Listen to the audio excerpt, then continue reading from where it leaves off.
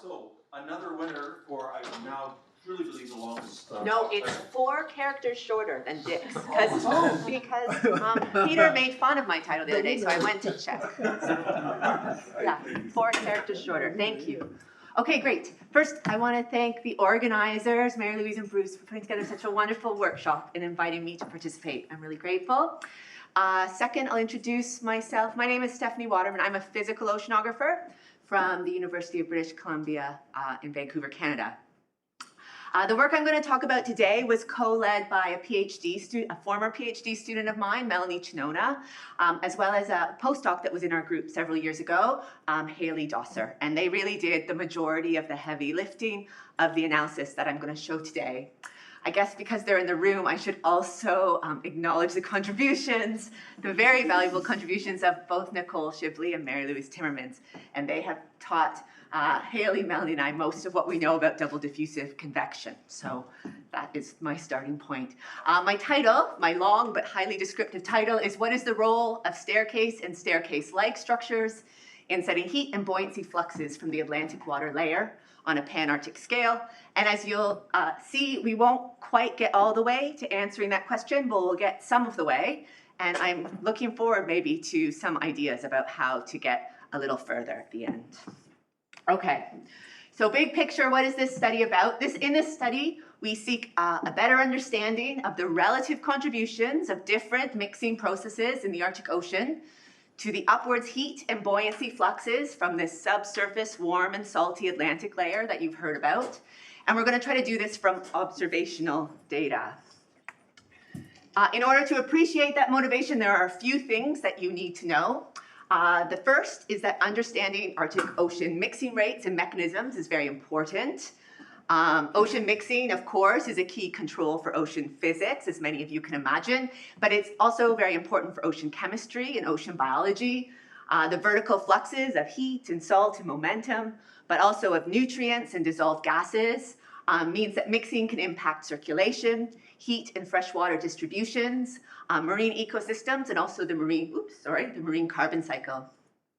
The upwards mixing of this warm, salty Atlantic water in particular is very important to understanding potential role of the ocean in sea ice loss, and also what's called the ongoing Atlantification, which is a term that means the transition from a salt stratified ocean to a temperature stratified ocean that's ongoing in the eastern Arctic Ocean. Understanding these processes are very important to inform our expectations of how we think the Arctic will evolve in the coming decades. The second thing you need to know is that the Arctic Ocean mixing environment, due to the high latitude, the ice cover, and this unique stratification structure with warm, salty water below cold and fresh water, means that makes the Arctic Ocean mixing environment unique in several ways relative to mid-latitude ice-free oceans. Generally, turbulence levels in the Arctic Ocean are weak, but there is large and important spatial variability. For example, we think that turbulent mixing rates are about 2 to 3 orders of magnitude larger on the shelves compared to the deep basins. The stratification can be strong, particularly at the interfaces between these overlying water masses that are coming in from the different gateways.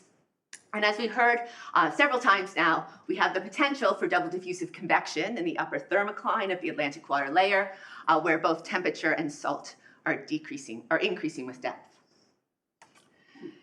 The third thing you need to know is that largely because of these unique features, the Arctic Ocean hosts a number of different mixing processes. So this includes double diffusive convection, of course, but it also includes shear-driven turbulence due to the breaking of internal waves.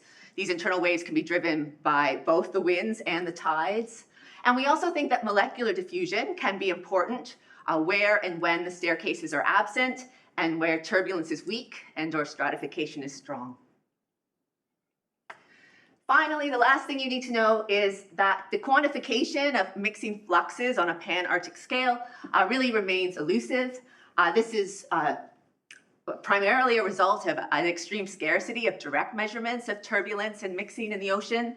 That statement is true for the world's oceans in general, but it's especially true in this harsh and isolated environment. And mixing parameterizations, which are models from which we infer turbulence in mixing from more readily available larger than turbulent scale observations, these can be very useful. However, in this environment, they must be applied with caution and with care. This is because, first, because of the unique stratification structure of the Arctic, this provides challenges to applying some of these parameterizations. And second, it's because we have these hosts of different mixing processes with different dynamics that really should be taken into account when one plays the parameterization game. Okay, so that sets up our study aims, which is to use year-round Pan-Arctic water column observations of both temperature and salinity, plus regime-appropriate mixing parameterizations to ask the following questions. First, what is the relative prevalence of different mixing regimes, and how does this vary by region in space? Second, what are the mixing characteristics, the mixing fluxes, the associated diffusivities, and the background stratification gradients as a function of mixing regime and region? And finally, what are the relative contributions of these different mixing regimes to net upwards heat and buoyancy fluxes from this Atlantic water layer on a Pan-Arctic scale? If anyone has any questions, Nicole promised she would drill me with questions. Please just feel free to interrupt as I go. Okay, any questions? Okay, all right. So I was grateful Nicole introduced the ITP data set on Monday, and so we're using that data set here too. Specifically, we're using about 36,000 hydrographic profiles. So these are vertical profiles of temperature, salinity, and depth from 89 ice-tethered profilers, or ITPs, that sampled the Central Arctic Ocean year-round between 2004 and 2019.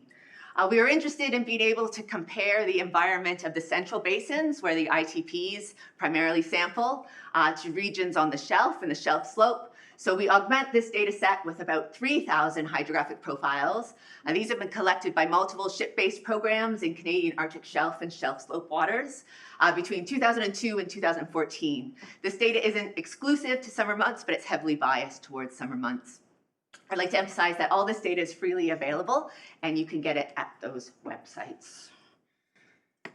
Okay, so to talk a little bit about our methodology, so key to our analysis is being able to partition each of our profile observations into one of several select mixing regimes, and we do this as follows.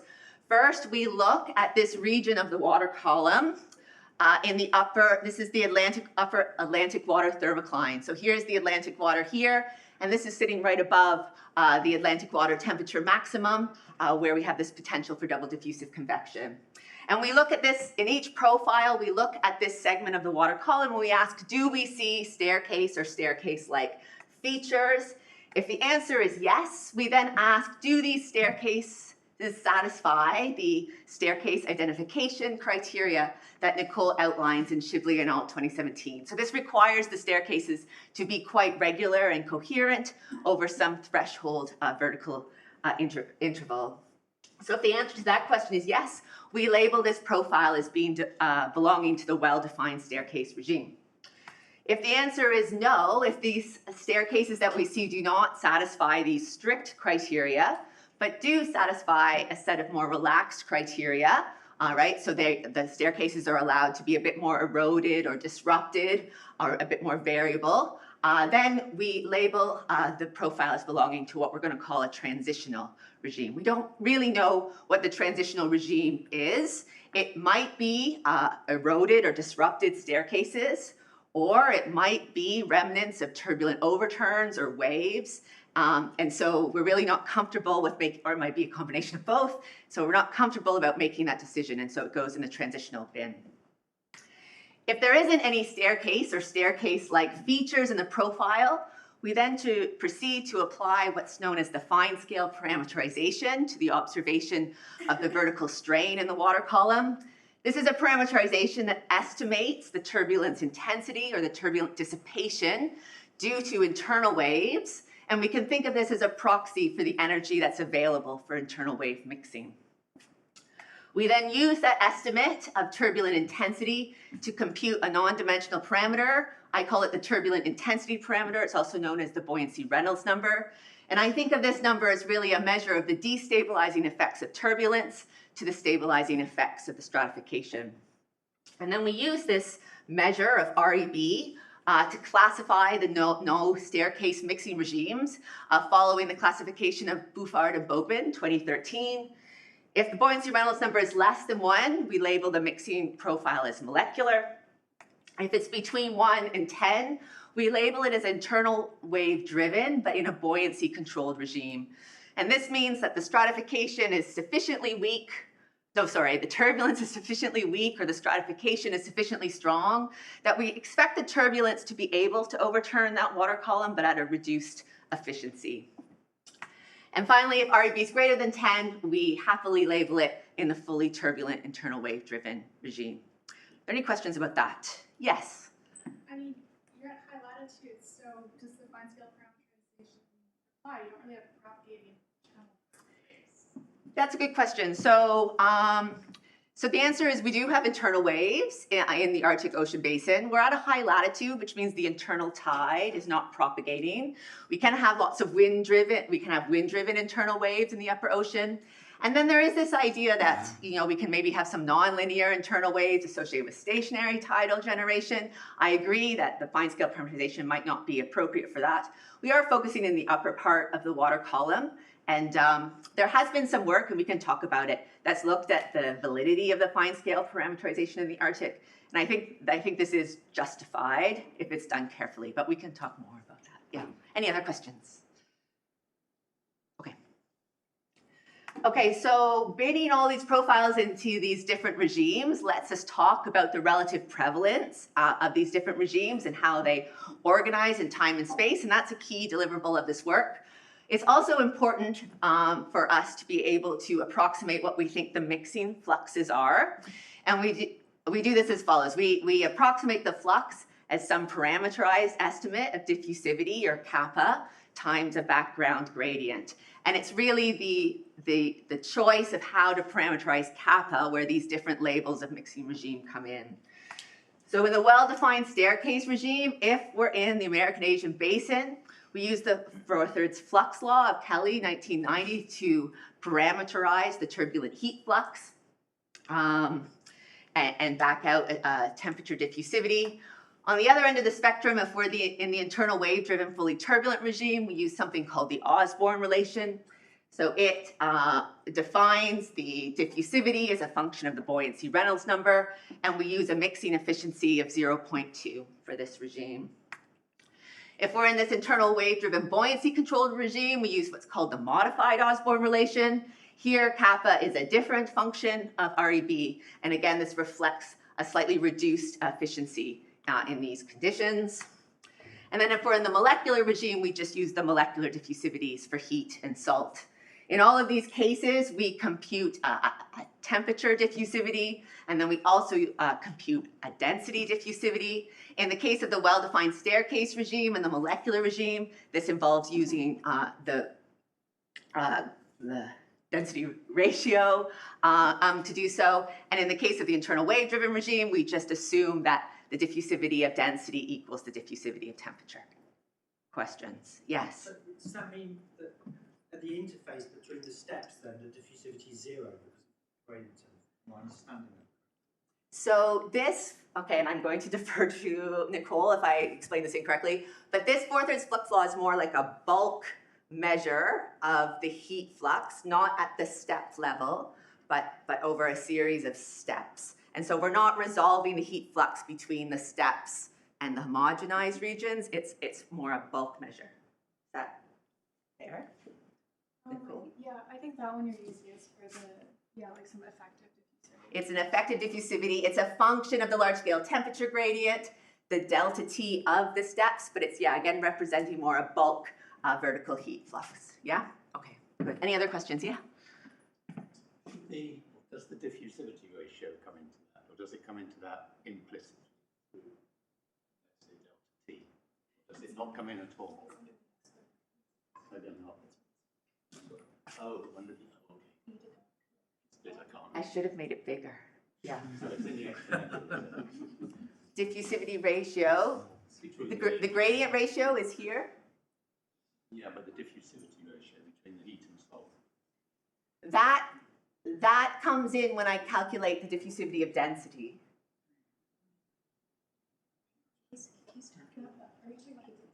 Yeah.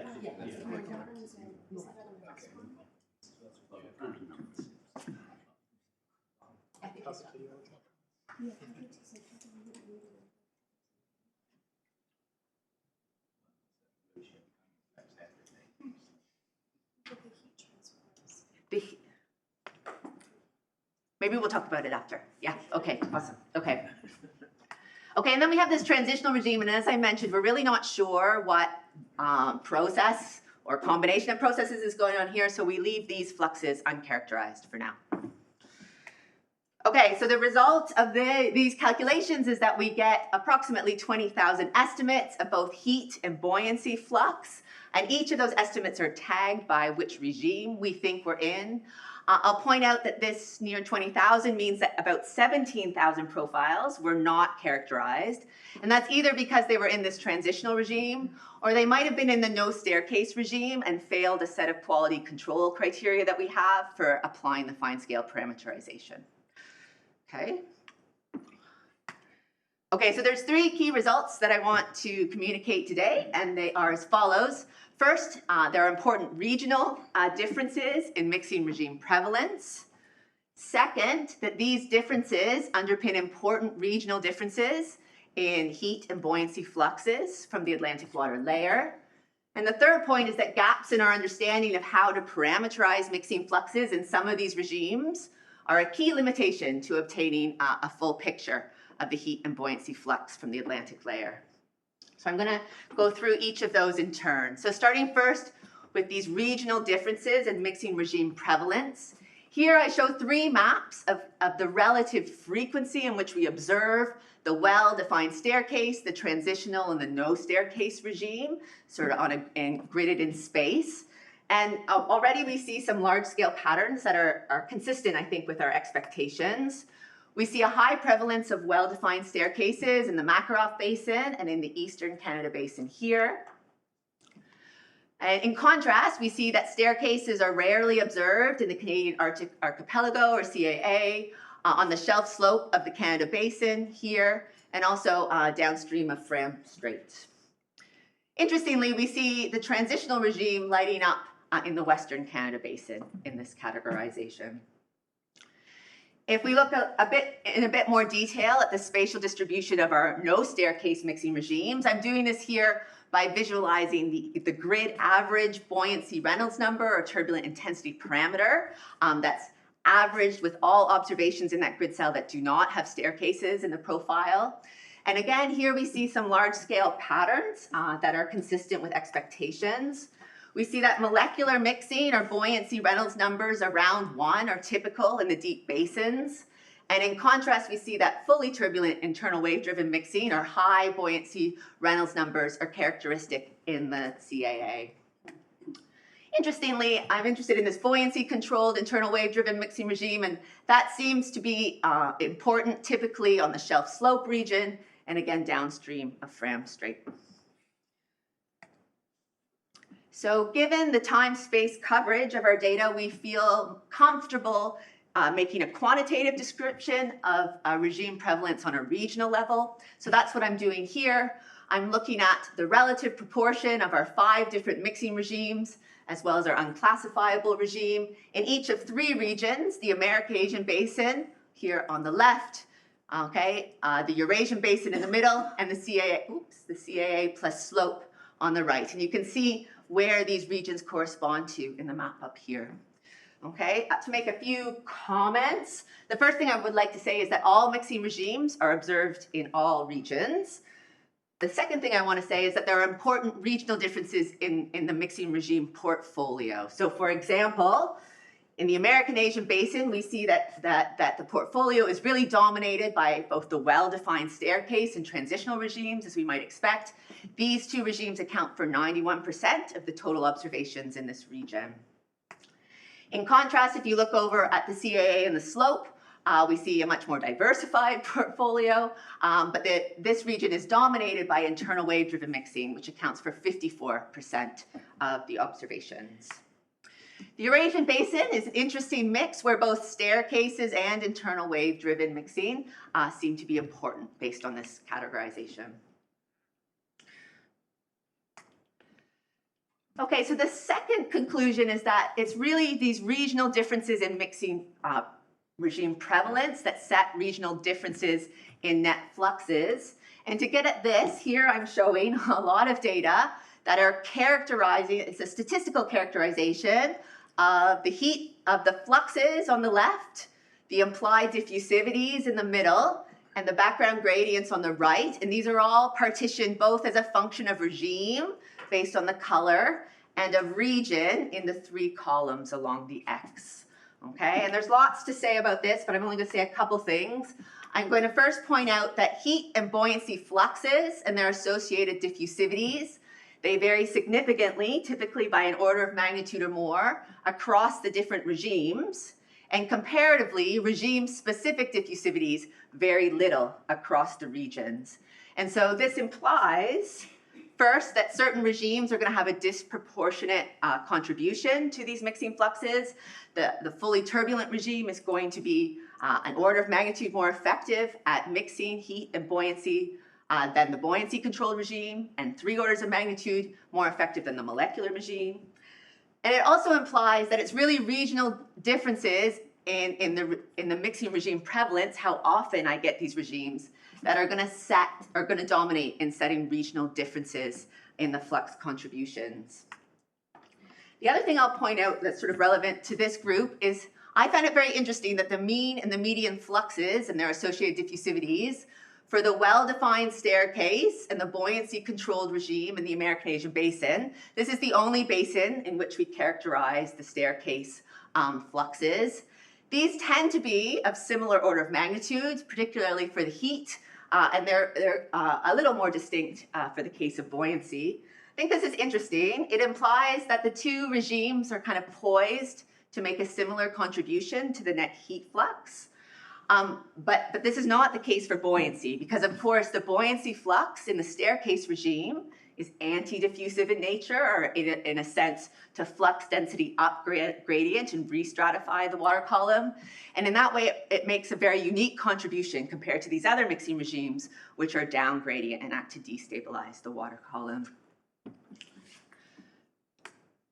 Okay, so we try to get a sense of the relative contributions of these different mixing regimes on a pan-Arctic scale by computing each regime's contribution to an area-scaled flux for each region. We do this by just using the mean flux as a function of region and regime. We multiply that flux by the prevalence of the regime in that region, and then we scale by the area of the region, so we're able to compare apples to apples across regions. And so the result of those calculations are summarized here. The heat flux is on the left and the buoyancy flux is on the right. Again, there's lots to say. I'll point out a few things. First, if we look first at the American-Asian basin, which is again the only place that we are characterizing the well-defined staircase, we see that actually it's the well-defined staircase regime, which is highly prevalent, that dominates the net resolved heat and buoyancy fluxes. And this contribution from the staircase regime is an order of magnitude larger than any other resolved contribution, and about, in the case of heat flux, and about 2 times larger in the case of the buoyancy flux. Interestingly, I like to point out, because I think a lot about the sampling requirements for mixing, that the fully turbulent regime is still important despite being very rare. So we see that the next most important contribution in this region comes from the turbulent regime, despite the fact that this only accounts for less than 1% of the estimates. And this does have important implications for the sampling of turbulent mixing. If we look instead to the Eurasian basin and the CAA plus slope regions, the first point to make is that in these regions, the fluxes still remain very poorly constrained. We're not estimating the contribution from the staircases. We're not estimating the contribution from the transitional regime. And further, the percentage of profiles that are in this non-classifiable regime is also, relatively significant in these 2 regions. If we did want to say something about these regimes, we could again point out that the turbulent regime is disproportionately important.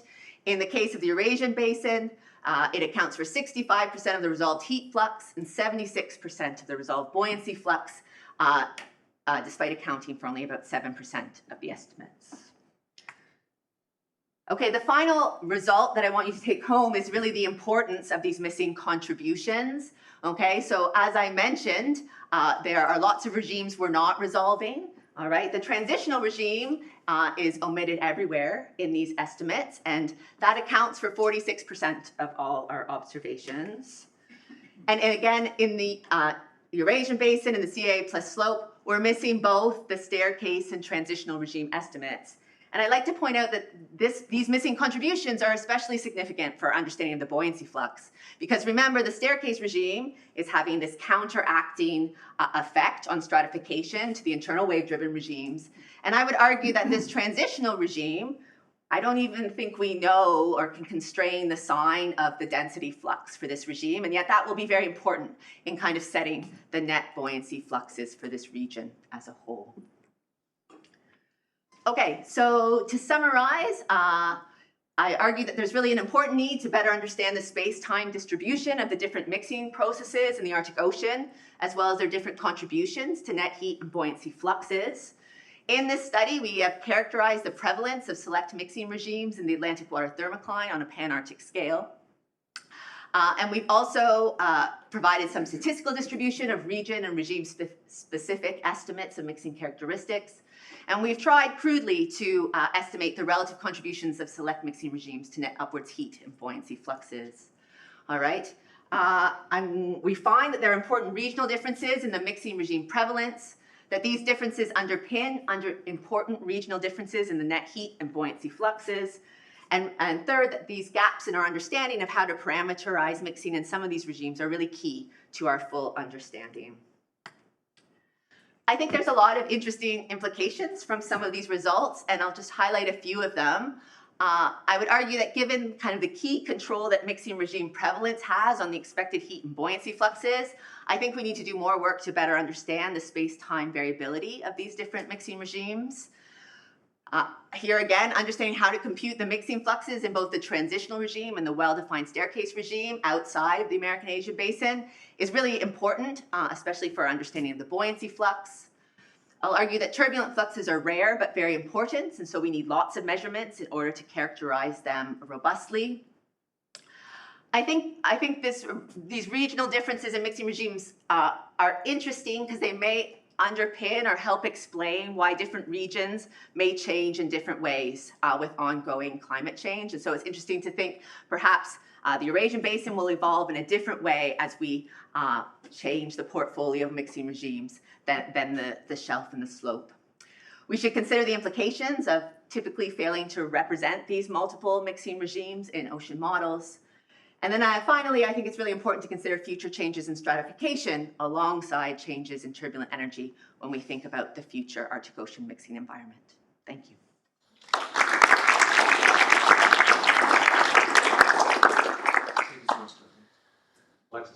Yeah, so you've got the spatial picture. Are you able to say anything about like time of year and which? Yeah, and I guess Nicole also gave this answer on Monday. Because of the space-time distribution, we don't have the same space well resolved in time. And that's why we chose to group it into these larger spatial regimes. And that's why we chose not to comment both on seasonality, but then also interesting, like the first half of the record compared to the second half of the record. I think there are probably changes in there in terms of the nature of the staircases, but it's very difficult to do with the combined time space coverage of the data. So I'm a little confused by sort of the two things, and you give this detailed accounting of variability and how things are, and with all the bar charts.